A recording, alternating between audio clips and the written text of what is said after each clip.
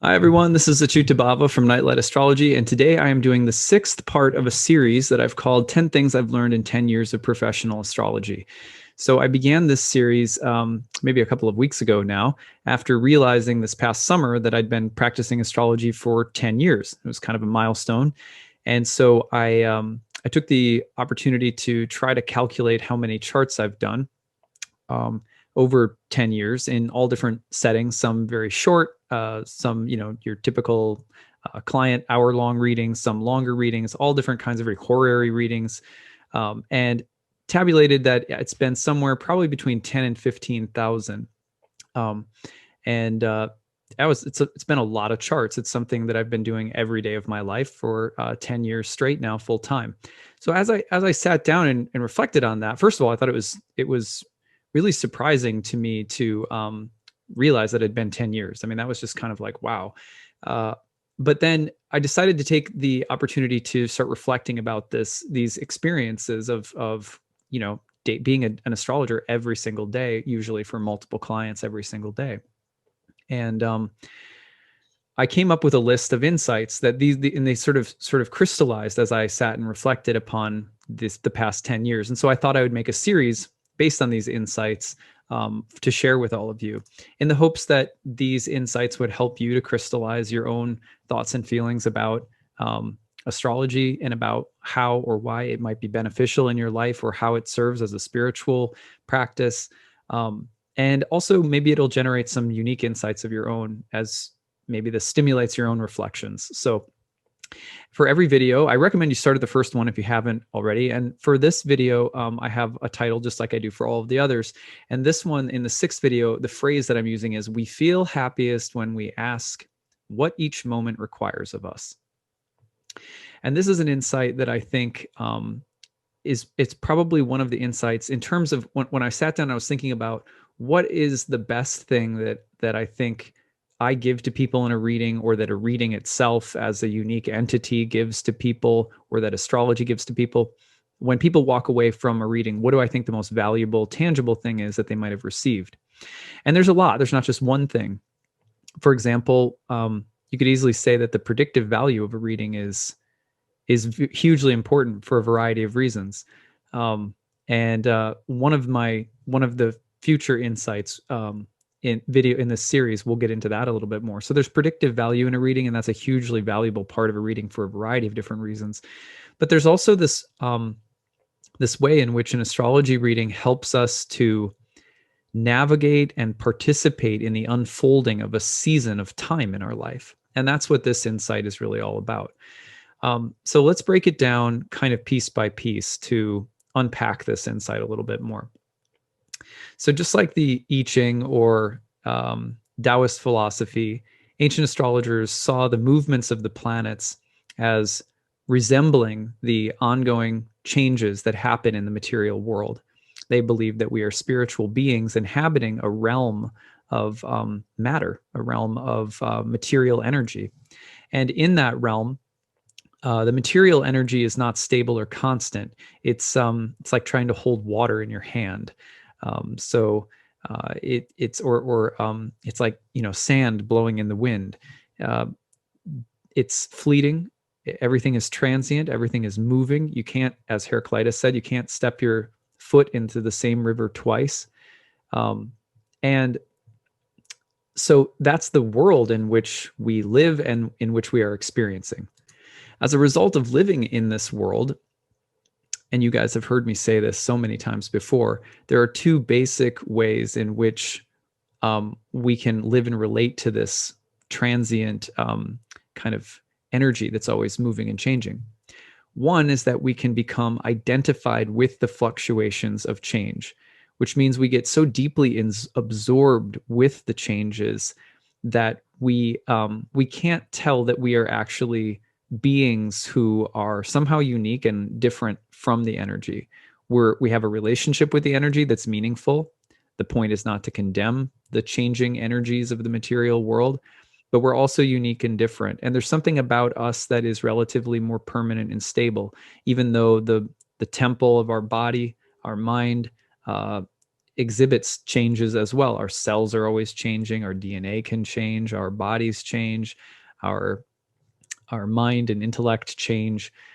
So change is a part of the very vessel we inhabit. And yet there's this sense of there being an indwelling spirit soul that is unchanging, that is unborn and undying, the consciousness within us. And when we get so fully absorbed in the changes and fluctuations of the material energy that we lose track of our indwelling spirit soul, typically we are going to ride the roller coaster. So riding the roller coaster can look a few different ways. It can be fun, right? We know any of us listening to this knows what it's like to get absorbed into the material energy. It's like a beautiful sunny day. You wake up, the energy is lifted, the sun is bright, the weather's warm, there's a nice breeze. Boy, you can just ride that, and how good does it feel to be just totally absorbed in that? And of course, then the opposite can happen if there's a wintry day. I mean, some people love the winter. I happen to love the winter. So it might be the opposite for me on some days, but the winter comes along and suddenly you feel down, you feel depressed, you feel melancholic, it's raining, like that. And of course, that analogy holds up for all of the other ebbs and flows and twists and turns of life. Sometimes we're up and sometimes we're down. Sometimes there's victory and sometimes there's a crushing defeat. And these dualities of the material world, they exist like that. They move and cycle through all different kinds of opposites and archetypal or thematic webs. And what I've noticed in my practice, of course, this is a part of the fact that I'm immersed in yoga as well, right? Is that people, and you guys, again, have heard me say this probably a million times at this point, people are not as happy if they become so fully absorbed in all of those changes that they lose track of the being that is experiencing those changes. When we start to realize that our inherent happiness, our inherent bliss, truth, that the most intimate and satisfying form of beauty, truth, bliss, and happiness is found in who and what we are, and not in the ups and downs and twists and turns and changes of this material energy. And that is not to condemn the material energy. It is to say that the only stable place from which to experience those twists and turns, so that any of them and all of them can be meaningful to the soul, is to experience them from the position of the soul. How do you do that? And how does an astrology reading serve that process? Well, there's one really important way that it does. When people come into a reading and they want to know what's happened, what's happening, or what will happen, past, present, or future, and we, as astrologers, try to help a person understand not only which themes and patterns and which areas of life are coming at which times, like what's the karmic weather, which is equivalent to saying what kinds of material energies are going to be changing in you, in your work, with your money, or with your love life, or whatever. We map that out for people. And some of the karma is unchangeable, meaning there's some stuff you just can't change. Okay. And there's some things that you can, and astrologers rarely know when you can change something or when something is more fixed. We don't know to what extent things can change, but we know that not everything is changeable, and we know that not everything is totally fixed. So we have some free will, there's some ability to change our karma, and there's more karma that is more rigid and unchanging. And any good reading should be helping a person map out what themes and patterns are coming in what areas at what times, and the list of different possible manifestations that we could see. But then there's this really, really important piece, which is to ask ourselves, and I used the phrase in a recent video that I'm going to use again because it's applicable here, which is we ask how to be a midwife of my own experience. How do I act as a midwife of whatever season of karma is upon me, is coming? You can do this retrospectively as well by looking at how to hold and relate to the past. And how do we act as midwives for our current experiences and for these seasons that we're predicting to come. Now, the reason that that is such a hugely important question is because when we ask that question, we are acknowledging two very important truths. And the acknowledgement of these truths tends to align us again, especially if we've kind of fallen out of alignment, or it keeps us aligned if we're already in alignment.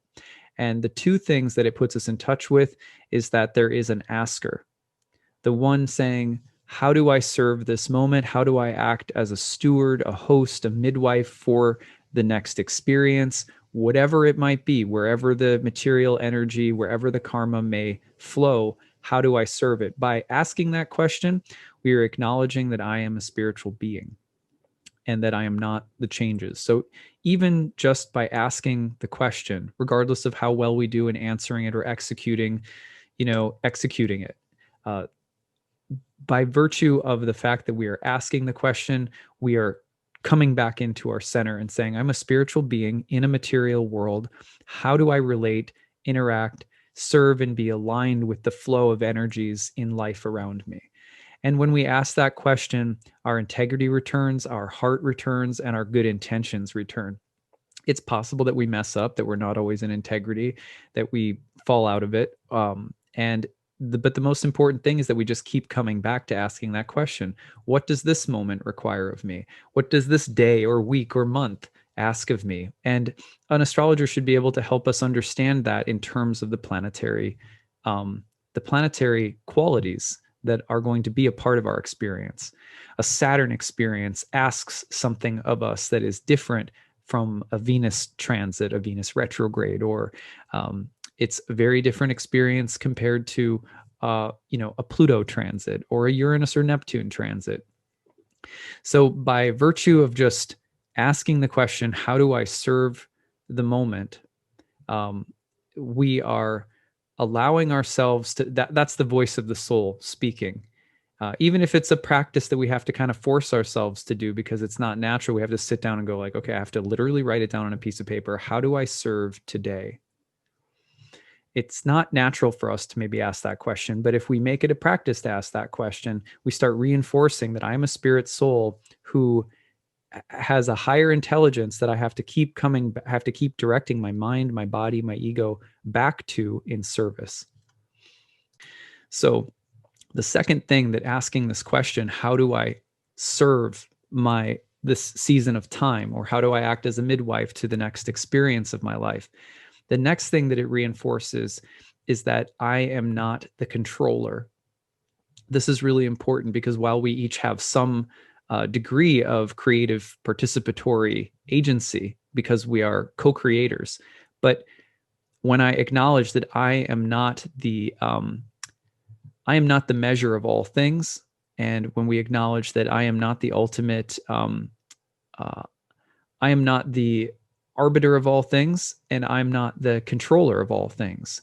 That degree of surrender to the planets, who are, of course, thought of as representatives of source, of Godhead. The gods are like the different aspects or features of God, and they all are a part of the administration of the unity of the cosmos.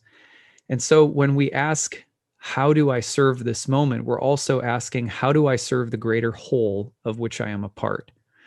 And typically when we ask those two questions, we are reinforcing I am a soul in relationship with the divine. And the divine could be in the world in a big macrocosmic sense, as in the gods and God and the big picture, but it can also be something that permeates our lives in terms of seeing everything in relation to God. How do I serve today because today is God's day? Or how do I serve today because today I'll meet people who are all God's children? Or anything like that. Any way in which we're asking, how can I serve the moment, is a choice to see the orchestration of every day and event and season of our lives as something that is divine. So asking that question regularly is, really, really important. And an astrologer, when I'm at my best, and I'm not always at my best again, but when I'm at my best, I feel like the best thing that I give my clients in a reading is some sense of not just what's going to come, because that's important, but also helping gently steer a person in the direction of how do I serve this moment? And that helps them remember I'm a spirit soul in service to a larger divine whole that is going to meet me in my life today through nature, through people, through places, through circumstances, all of which are a reflection of God's hand in creation. And if I can help people start to look at their lives like that, I think it's a successful reading. Does it happen all the time? No.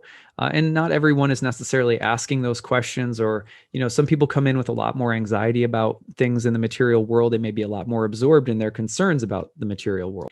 And that's totally okay. People can, I try to give room for people to have that level of existential, material anxiety, and to address it, because there is no penalty for being absorbed in the material energy other than riding that roller coaster for as long as we want to. It has no beginning and it has no end, and the patience for us from the divine in terms of how long we want to be on this roller coaster is, there's infinite grace and patience for us. And this roller coaster naturally teaches us about the nature of what's happening and who we are if we pay attention long enough. And so, generally speaking, why shouldn't I be patient with people who come in and have questions? Tomorrow, I could be anxious about something that's really mundane compared to the high horse I might sit on while teaching a yoga class or something else. So it's important as astrologers that I think that we have patience for ourselves and for others when we get really anxious, and we tend to approach the oracle from the standpoint of our investment in the material fluctuations of karma. But I keep bringing it back to how good it feels for me or for my clients when you have a sense of like, what is a Saturn transit like, and what does it ask of you? If we can, and I don't know that I always have the answer to that question, but if I can just get a client into the frame of mind to even care about that question, there's a sacredness. It's like we don't realize that we're in this profound temple. Sometimes we go, it's like Indiana Jones. We love like the sense that all of the sacred stuff exists somewhere, deep in the past. I mean, I fall prey to that too. Heck, I teach a class called Ancient Astrology for the Modern Mystic. So I like ancient stuff. It has this kind of numinous, deep, mysterious quality to it. Like the real good, juicy stuff was somewhere thousands of years ago in some, temple at the bottom of a pyramid or something like that. But the truth is that when we ask ourselves, when we say today, God is going to approach me, God is going to approach me through people, through places, through things. And I don't mean God like some old dude with a white beard up in the sky, right? I mean the powerful, intangible, beautiful, divine, intelligent being that's connected to all things, that we all find our unity and harmony in. That essential divinity is going to approach me today in very personal ways and ask questions of me and talk to me and ask me to participate. Then the world becomes very sacred and very mysterious, and it hums. You know what I mean? There's something humming just like right below the surface. And I can't walk a day in that world without things like mantra, without mantra meditation, without a little bit of stillness, without my notebook, without reading a book, without listening carefully to what people say. I just start paying more attention when I see the world that way.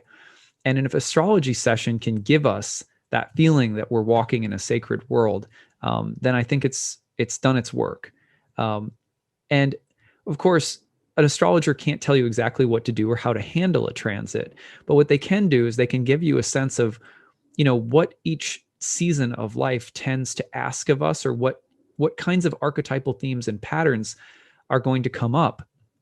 And when we have some sense of that, we typically know how to sacrifice something of ourselves to the moment. And that is so important, because part of how, well, there's a great verse in the Bhagavad Gita where Krishna is talking about how when we're talking about a sacrifice, and Krishna says, I'm going to paraphrase, but I am the ceremonial offering. I am the offering itself. I'm the oblation. I'm the chants. I'm the ceremony. I'm the sacred fire. I'm the words that are chanted. I'm the priests. I'm the outcome, right? And in that way, God is pouring God's self into God in sacrifice, in prayer. One of the favorite things that I ever heard a Swami say that I really, really appreciated was that even God loves to pray, you know?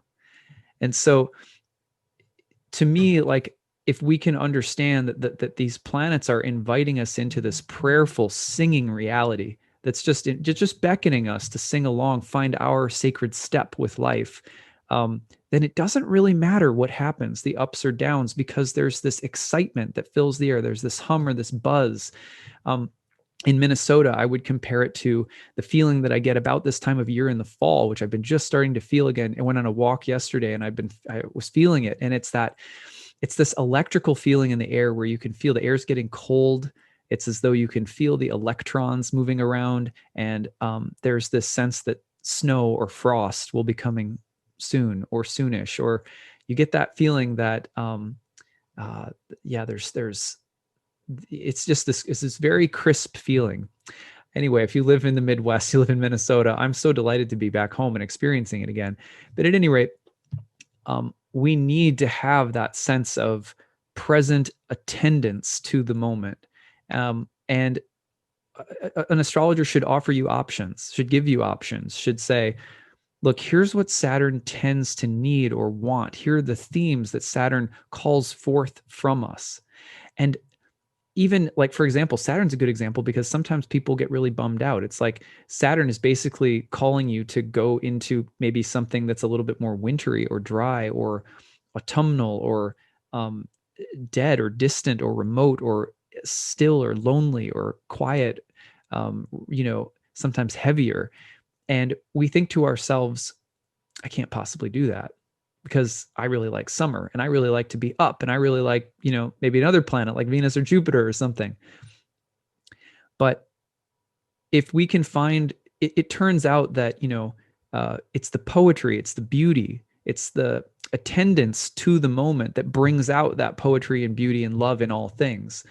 And so if we can access the imagination of a planet, the imaginal realm of a planet, and think to ourselves, how do I enter into that realm and think of it as a sacred, beautiful, interesting experience that wants to engage me, then it doesn't really matter what the concrete events are because we're interested in them. We're attendant to them. We see God in them, right? So an astrology reading, when it's at its best, gives people that sense that they should be excited to participate in what is about to happen, whatever it may be. Here's some of the concrete things that could happen. But here is the call. Here is here's the melody or here's the rhythm that is also going to call to you. And it's very important that you participate soulfully. And then again, I think personally that the takeaway of this insight to me as an astrologer has been over the years to stay very aware of what's happening and to ask, what are they asking of me right now? How can I serve as a host to the unfolding of the next events? And I'm not talking about, and we should do it very subtly.